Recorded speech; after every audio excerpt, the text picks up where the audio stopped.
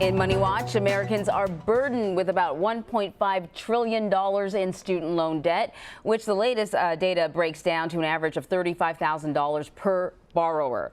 So we spoke with Tina Hay. She's the author and founder of Napkin Finance, a platform that creates napkin-sized explainers on money. And we discussed what to consider before taking out student loans and how to manage that debt. So let us talk about student loans. It's a huge topic, $1.5 trillion in student debt out there already, and it's probably growing by the second, right? If you are looking at colleges and universities and you're considering what you can afford, what types of student loans are there out there? Right, so there are different ways to pay for college. Student loans is one route.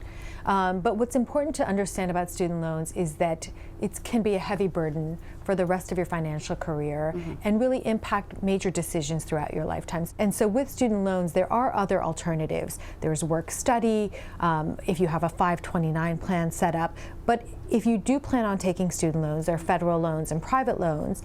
And the major consideration is the interest rate and how much flexibility you have. Typically, private loans have higher interest rates than federal loans.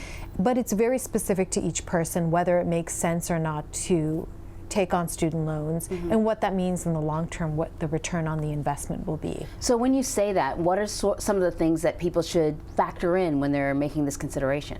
Right, so no one knows what's going to happen with the economy, the job market, so it's important to understand worst case scenarios of not being able to pay back your debt and take it into consideration of what type of career you'd like to pursue. So it's very specific to your focus, your concentration, what type of career path you plan to take. So we've sort of gotten into this culture where you should be able to go to whatever school you get into. If you get the best school you get into, it doesn't matter how much it costs because education is always worth it. Is it always worth going into debt for? That's definitely not the case. And so it's really important to make decisions based on where you see your future headed. And of course, no one has a crystal ball.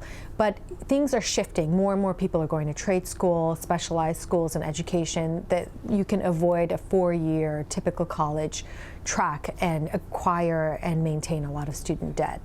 So say you already have the student loans, right? And you're paying off the minimum and you're trying to adult, as they say, right? And save for your retirement and pay off your credit cards. How important is getting those student loans down in the pecking order? Right, that's a great question. So the important thing is that you're making your minimum payments, first of all. The second is to expedite paying off your loans. There are ways that you can actually pay off the highest interest-bearing loans.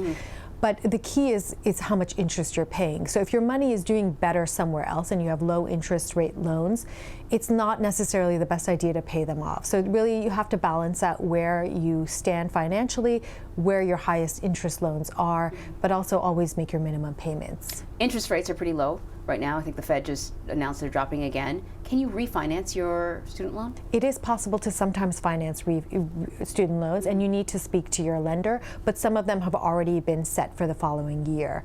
They're set in the spring oftentimes, and so some people will be locked in, and some rates are fixed for your entire term. So best idea is to speak to your lender and see if there's some flexibility.